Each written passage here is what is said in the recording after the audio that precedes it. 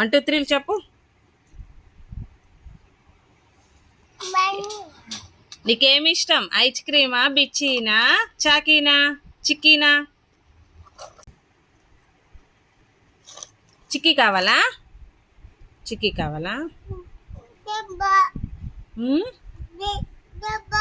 దెబ్బ తగిలిందా? దెబ్బ దెబ్బనా? ఏంటదే?